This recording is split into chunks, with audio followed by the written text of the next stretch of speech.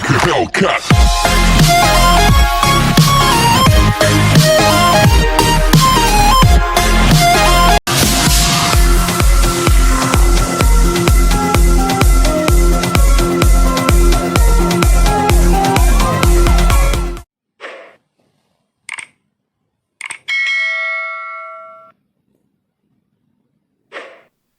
Assalamualaikum. Hai, apa khabar anak-anak tahun 4? Lama kita tak bersua muka. Okey, video kali ni cikgu nak beri penerangan tentang pengenalan subjek pendidikan kesenian tahun 4 komponen seni visual. Okey. Seperti yang anak-anak tengok di belakang cikgu ni.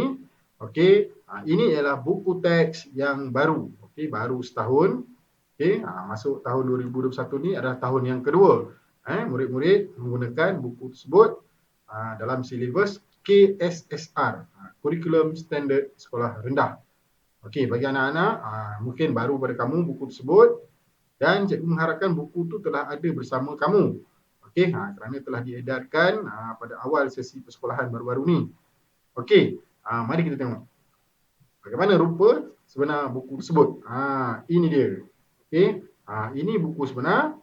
Buku teks pendidikan kesenian tahun 4. Okey, dalam buku ni ada dua bidang ataupun dua komponen. Yang pertama seni visual, yang kedua ialah seni muzik. Tapi untuk video ini cikgu hanya memberi penerangan tentang seni visual kerana cikgu mengajar seni visual sahaja. Okey. Jadi cikgu beri kelebihan penerangan kali ini untuk seni visual. Okey, harap anak-anak boleh terus menonton untuk memahami dengan lebih lanjut apakah yang dimaksudkan dengan seni visual, terutama sekali bahasa seni visual. Okey, ini buku teks yang terdahulu, buku yang lama sebelum digantikan dengan buku yang baru.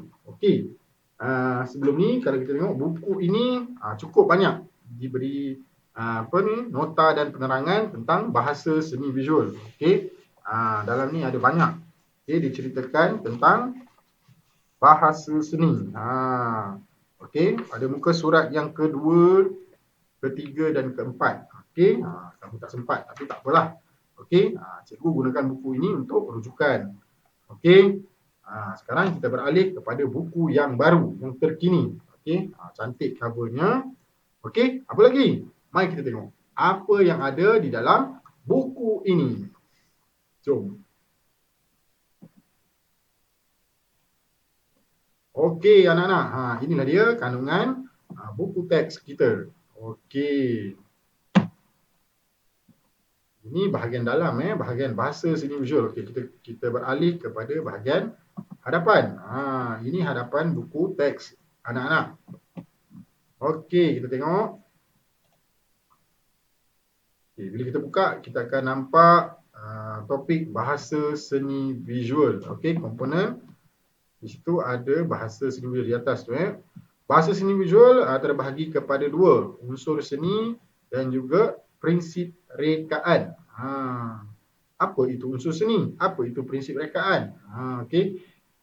Unsur seni dan prinsip rekaan ni adalah istilah.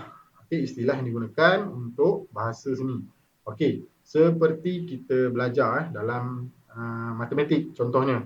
Okey, dalam matematik dia juga ada istilah-istilah. Istilah nombor, istilah tambah, tolak, darab, bahagi, pecahan dan sebagainya lah. Okey, sama juga kalau kita belajar bahasa Melayu. Okey, ada peribahasa, ada pantun, okey, ada bina ayat, okey, ada tanda baca, ada frasa nama, frasa kerja. Itu semua ada istilah dalam mata pelajaran tersebut. Jadi, unsur seni dan prinsip rekaan ni, okey, komponen ni dia juga ada istilah-istilahnya. Okey, unsur seni ada 6, manakala prinsip rekaan ada 7. Kita akan perincikan satu persatu. Okey anak-anak, cikgu zoom kita tengok apa yang dimaksudkan dengan unsur seni. Okey. Unsur seni yang pertama ialah garisan.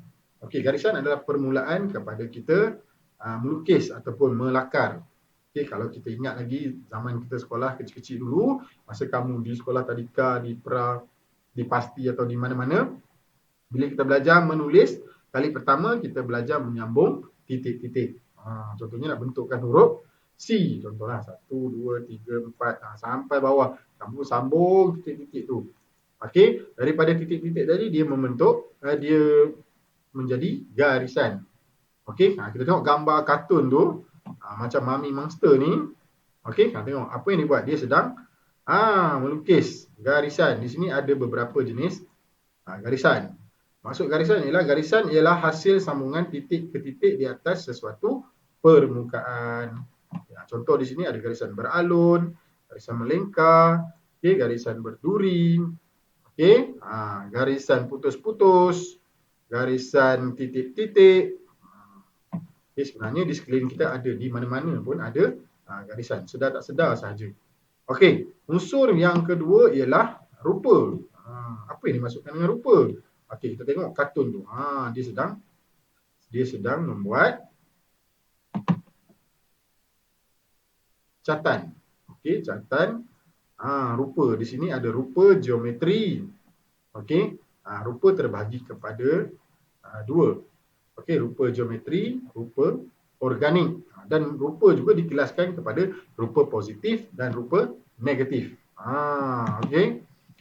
Rupa ialah hasil sambungan garisan yang bertemu dari hujung ke pangkal. Rupa boleh dibahagikan kepada dua, iaitu rupa organik dan rupa geometri. Baru cikgu cakap tadi. Okey. Dia adalah daripada titik tadi, daripada titik yang pertama tu, terus sambung sampai bertemu semula titik pertama. Titik pertama kita gariskan sampai titik terakhir. Bila dia bertemu, maka wujudnya rupa. Mudah je kan? Okey, seterusnya kita lihat pula jalinan. Okey. Jalinan. Tengok bawah tu Okey. Ini ada kartun ni, dia sedang memilih baju. Baju mana yang sesuai dengan dia. Pada baju tersebut ada pelbagai jalinan. Okey, ada yang lembut, ada yang kasar, ada yang berduri, ada yang berbulu. Okey. Tengok apa maksud jalinan. Jalinan merupakan kesan yang ada pada sesuatu permukaan. Contohnya kita tengok tapak tangan ni. Okey, kat sini ada dia punya jalinan. Okey, kesan jalur-jalur cap jari kita ni. Okey, biasa kita buat capan menggunakan tapak tangan Masa di tahun 1 kita ada belajar. Okey, capan gajah menari gunakan tapak tangan. Okey, terdapat dua jenis jalinan, iaitu jalinan tampak dan jalinan sentuh. Apa itu jalinan tampak? Jalinan tampak ni seperti kita melihat buah tembikai. Okey, buah tembikai kita nampak dia punya corak tu berjalur-jalur tapi bila kita pegang buah tembikai tu licin je. Tak rasa apa-apa pun, permukaannya rata saja. Okey, samalah seperti kita tengok badan rama-rama, nampak bercorak. Okey, bila kita pegang tu licin je, berdebu saja. Itu adalah jalinan tampak. Manakala jalinan sentuh adalah jalinan yang bersifat kasar. Dan bila kita pegang tu kita rasa menggerutu, kesat. Itulah dia. Contohnya macam tayar kereta, macam tapak kasut, dinding, simen, ataupun batu, kulit pokok. Itu contoh-contoh mudah untuk kita melihat jalinan. Okey, seterusnya kita tengok bawah tu. Bentuk. Okey, cikgu pusing begini Tengok bentuk. Bentuk ni bentuk asas mempunyai struktur, jisim dan isi padu. Bentuk ni terhasil daripada rupa tadi. Rupa bersifat 2 dimensi, manakala bentuk bersifat 3 dimensi. Okey. Contohnya cikgu ada gelas kat sini gelas pula cawan. Okey, cawan ni adalah bentuk 3 dimensi. Okey. Kalau gambar cawan saja, itu 2 dimensi. Alright. Kemudian bentuk dibahagikan kepada dua, iaitu bentuk konkret dan bentuk ilusi. Apa maksud konkret dan ilusi tu? Okey, konkret seperti inilah tadi, cawan. Okey, konkret. Kita boleh pegang, kita boleh rasa, kita boleh tengok dari atas, dari bawah, dari tepi, kiri, kanan. Okey, itu konkret. Okey, kita boleh stand, kita boleh letak dia. Manakala bentuk ilusi. Bentuk ilusi ni bentuk yang kita nampak hanya dalam gambaran saja, gambar. Okey, contohnya gambar okey. Cikgu ada gambar rumah. Okey, ini gambar rumah. Okey, kita nampak ini rumah. Kita tahu ada bentuk, tapi bila kita pegang rata saja. Okey, ini adalah bentuk ilusi. Okey, bersifat dua dimensi. Okey, ini contoh mudah. Kebetulan ada di sini. Okey, kemudian kita tengok ruang. Apa yang dimaksudkan dengan ruang? Okey, ruang ialah jarak di antara dua objek. Dua objek. Okey, kedudukan objek dalam sesuatu jarak akan menimbulkan kesan ruang belakang, ruang tengah dan ruang hadapan. Okey, mana ruang? Makna kata ruang ni mewujudkan perspektif. Okey, contohnya, okey, ni cawan tadi. Okey, ni mouse. Okey, tertikus. Okey, sekarang nampak. Okey, ni ada ruang di antaranya, di tengah-tengah. Begitu. Okey, satu depan, satu belakang ataupun satu di bawah, satu di atas. Okey, maka di antara tu adanya wujudnya ruang. Okey, mudah faham Okey, kemudian kita tengok yang seterusnya. Okey, warna. 1 2 3 4 5 6. Dan yang terakhir ni warna. Okey, ada gambar alien tu. Okey, apa yang dimaksudkan dengan warna? Okey, warna boleh dibahagikan kepada 3 kumpulan, iaitu warna asas, warna sekunder dan warna tertier. Warna asas ialah warna yang tidak dapat dihasilkan daripada campuran warna lain. Okey, warna sekunder ialah warna hasil campuran dua warna asas. Apa tu? Tak faham lagi, tak apa. Warna tertier ialah warna hasil campuran warna asas dan warna sekunder. Apa benda tu? Senang saja. Warna asas ni ialah warna yang pertama. Merah, biru, kuning. Okey, merah campur biru, dia akan jadi ungu. Okey, ungu ingat, ungu. Kamu boleh tengok dalam roda warna tu. Kemudian kuning campur biru, dia jadi hijau. Okey, dan merah campur kuning, dia jadi jingga. Okey, maka ungu, hijau dan jingga tadi adalah warna sekunder. Sekunder tu maksudnya apa? Yang kedua, warna kedua. Dan tertier adalah warna ketiga. Okey, contohnya warna merah campur dengan warna ungu. Maka terhasillah warna yang ketiga. Okey, nombor 1 campur nombor 2, dia jadi nombor 3. Faham Mudah sangat. Okey, bagaimanakah warna? Okey, warna ni ada sekeliling kita. Okey, kalau kita tengok dekat baju kita, pakaian kita, rumah kita, kereta, apa saja yang ada di sekeliling kita, pokok, awan, gunung, okey, dan macam-macam lagi lah. Semuanya ada unsur warna. Sebab warna ni lah yang mencantikkan alam ini, mengindahkan alam ini. Kalau tak ada warna, apa jadi? Suram, gelap, kelam. Okey, tak seronok. Begitulah pentingnya warna dalam kehidupan. Maka seni itu amat penting. Jangan kata seni tak penting. Okey, seni itu sangat penting. Kita tengok contoh buku teks ni Mudah je. Nampak buku teks. Alah, buku teks simple je. Okey, kalau tak belajar seni, tak mungkin dapat cipta buku teks sebegini. Okey, kalau kita tengok bahagian dalam ni Okey, tengok bahagian dalam ni. Okey, di bahagian dalam ni ada nama pereka bentuk. Pereka bentuk dan ilustrator. Maksudnya orang yang mereka grafik, yang mereka buku ni. Kalau dia tak belajar seni, mana mungkin dia dapat mencipta buku yang cantik begini. Okey, nak belajar seni dia kena tahu warna, garisan, bentuk, ruang, rupa, jalinan. Maka barulah dia boleh hasilkan sebegini rupa. Dia kena belajar lah. Okey, nak hasilkan buku ni kena pandai grafik. Okey, grafik macam mana? Grafik reka bentuk, buku, majalah dan sebagainya lah. Okey. Kemudian habis bahagian unsur seni, kita tengok pula prinsip rekaan.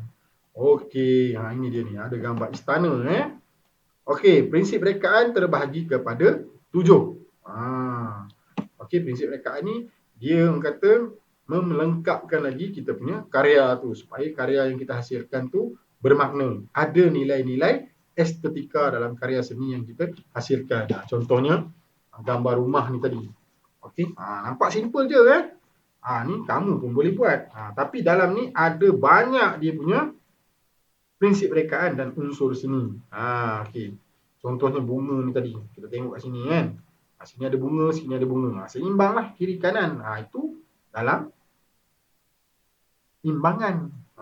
Okey. Kemudian adanya ruang, okey, antara pokok dan rumah. Di tengah-tengah ni ada ruang. Antara rumah dengan gunung di belakang, ada ruang. Ruang depan, ruang tengah, ruang belakang. Okey, ini penting Bila kamu tahu saja bahasa seni visual, maka kamu akan dapat hasilkan karya yang berkualiti, insya-Allah. Okey, imbangan kita tengok imbangan. Imbangan ada dua, satu imbangan simetri, satu imbangan tidak simetri. Maksud simetri ni dia seimbang lah, balance kiri kanan. Okey, dia tak ada berat sebelah.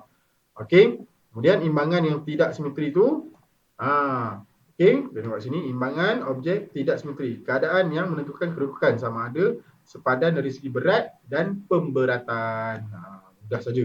Kamu letak seekor kancil dengan seekor gajah. Seimbang tak? Memang tak seimbang lah. Makanya dia tidak apa orang kata imbangan tidak simetri. Okey. Kalau orang kata letak gajah dengan gajah, samalah. Okey. Itu imbangan simetri. Contoh saja. Okey. Yang kedua, kita tengok yang kedua tu irama dan pergerakan. Okey, kita tengok gambar kartun ni. Gambar ni gambar statik, tapi kita boleh bayangkan. Okey, dia sedang apa tu? Surfing kan. Okey, dia sedang bermain ombak. Kita nampak ombak tu seolah-olah sedang bergerak.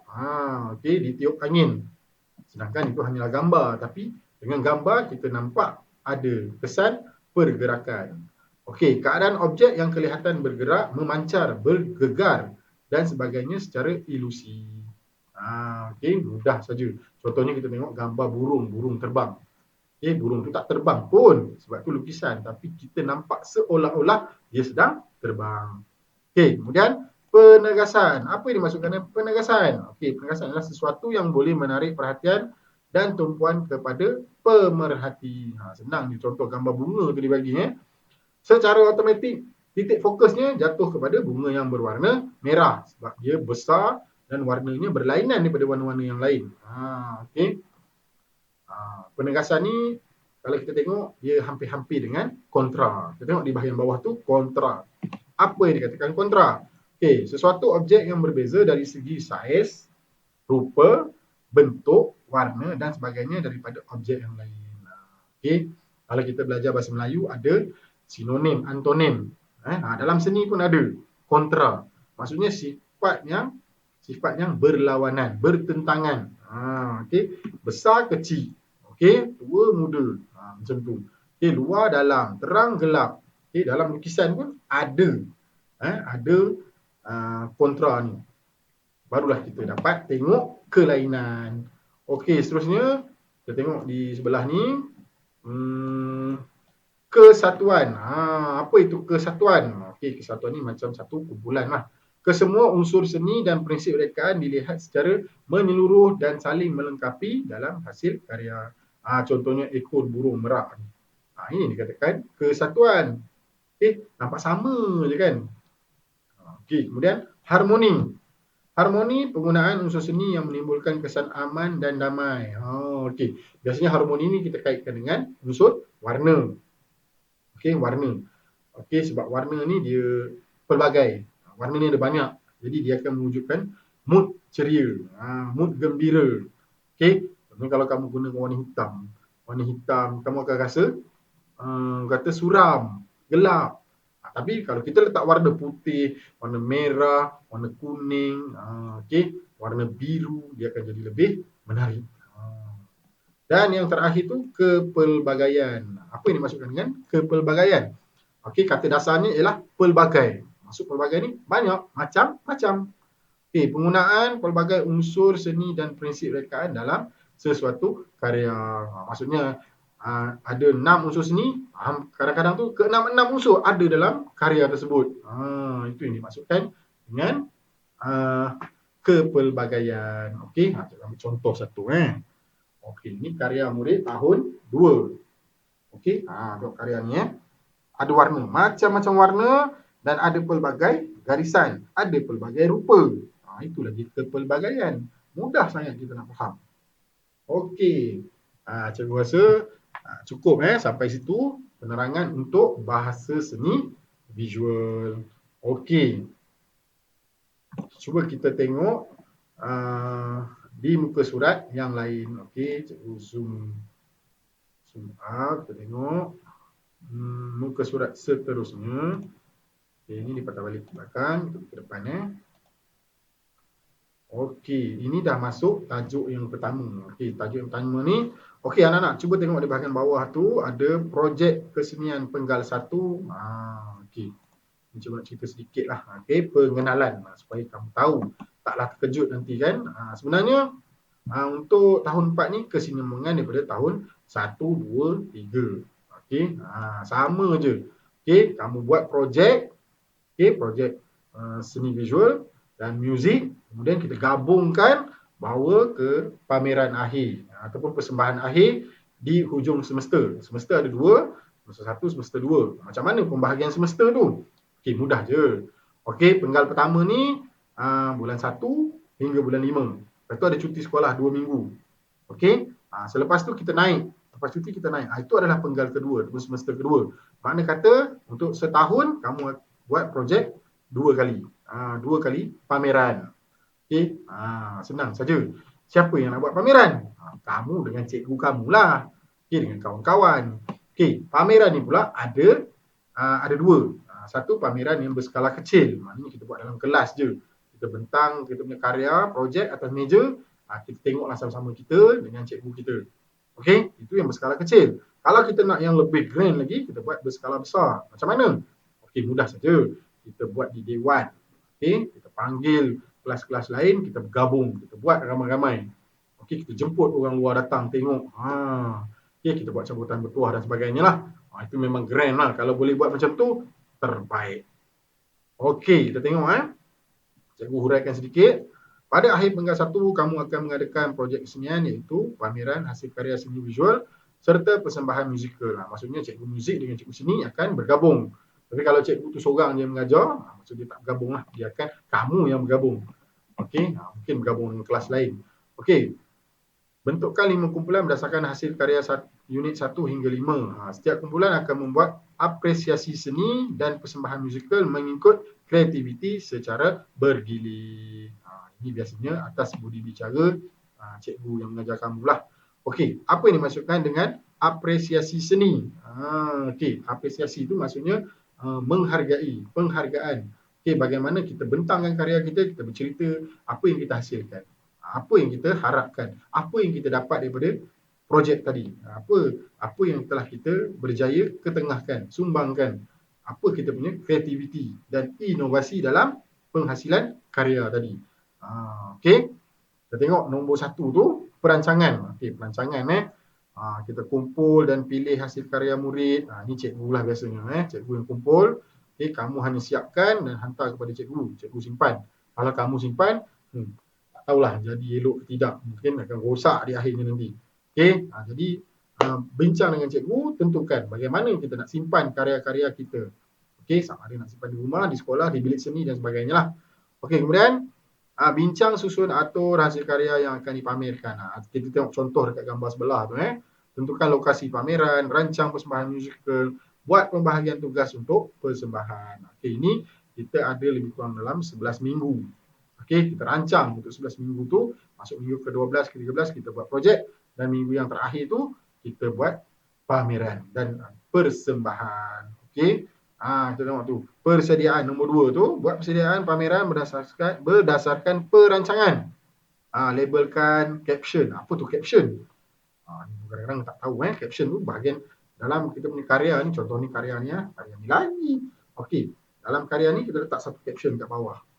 Di situ kita tulis nama, kelas, media, apa media yang kita gunakan, saiz karya kita, berapa saiz dia. Okey, itu dimasukkan caption tadi. Kat sini cikgu tak contoh lah.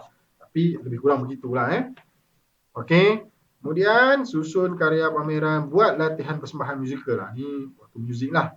Kemudian sediakan promosi pameran sama ada dalam bentuk cetakan atau digital. Maksud cetakan tu maksudnya kamu buat poster, kamu print, kamu tampal dekat kelas-kelas. Okey, bagi tahu kelas kamu buat pameran. Ataupun secara digital, buat macam mana? Hantarlah melalui email ke, melalui WhatsApp ke dan sebagainya lah. Okey, yang ketiga tu pameran dan persembahan. Okey, nombor 1, pastikan hasil karya selamat dan terpelihara. Macam cikgu kata tadilah. Okey, kita dah buat penat-penat, kita kena simpan elok-elok. Sebab benda tu kita nak tunjuk pada orang. Okey, itulah hasil yang kita buat sepanjang satu semester. Mana tahu masa kita buat pameran ada orang berminat nak beli, dapat duit, menjana pendapatan. Okey, kemudian bercerita tentang karya sendiri dan rakan. Ini yang dikatakan apresiasi seni tadi. Okey. Seterusnya persembahan lagu-lagu yang telah dipelajari dari unit 1 hingga 5. Okey, buat apresiasi persembahan musical.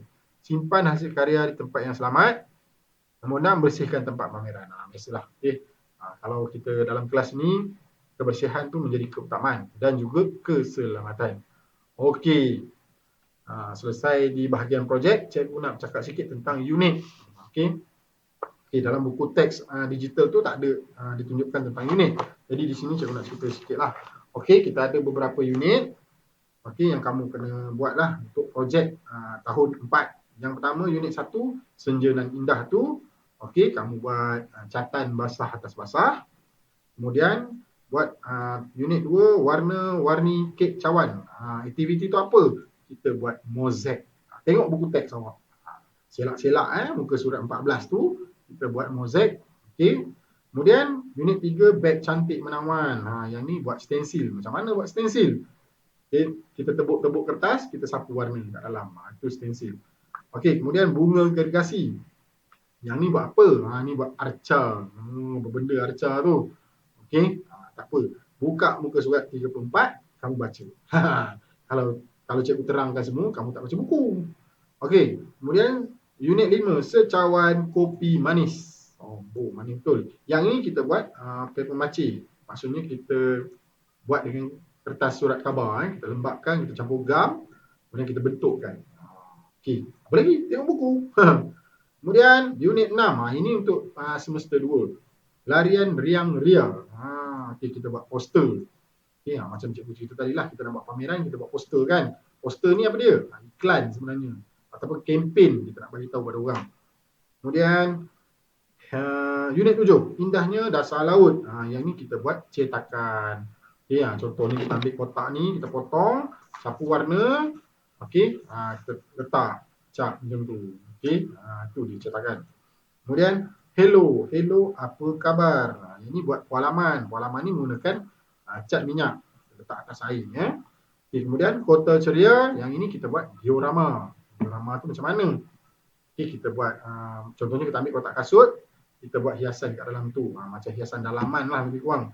Kemudian harum mewangi unit 10. Unit yang terakhir tu kita buat ukiran daripada sabun.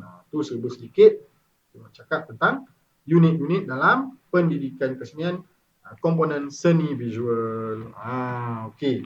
Saya rasa dah lama dah. Okey. Apapun untuk tahun 4 ni cikgu mengharapkan anak-anak setiap kali waktu seni sediakan buku teks, buku tulis. Buku tulis tu macam mana? Okey. Buku tulis kita nak menyalin nota.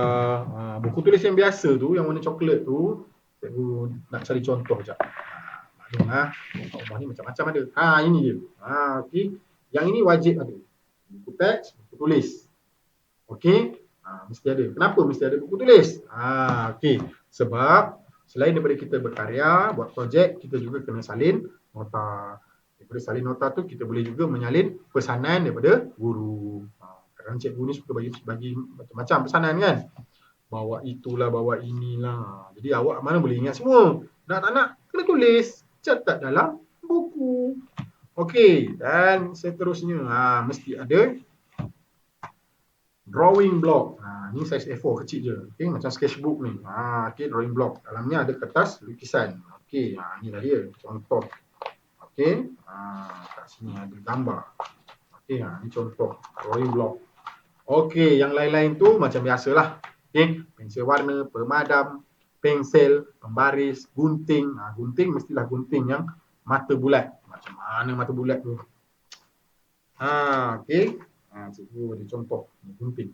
Yang bahagian ujung ni dia tak tajam, dia bulat sikit, dia curve kat situ. Okey, benda-benda yang biasalah. Selotip. Benda-benda yang biasa kita buatlah. Penebuk. Okey. Gam, stick, glue stick. Okey. Itu benda-benda yang biasa. Okey, kita buat untuk projek seni. Okey, cikgu rasa itu saja cikgu nak share. untuk video kali ini. Moga memberi manfaat kepada anak-anak dan juga rakan-rakan guru lah, ada yang menonton video cikgu ni. Okay. Moga kita berjumpa lagi pada video yang akan datang. Okay. Teruskan menyokong karya-karya cikgu, video-video cikgu. Okay. Jangan lupa share, like dan subscribe channel Cikgu Show. Dan juga channel pasangan cikgu, Cikgu Ju. Okay, sebab kami sama-sama nak membantu memartabatkan bidang seni visual di Malaysia. InsyaAllah. Okay, jumpa lagi. Bye-bye. Assalamualaikum.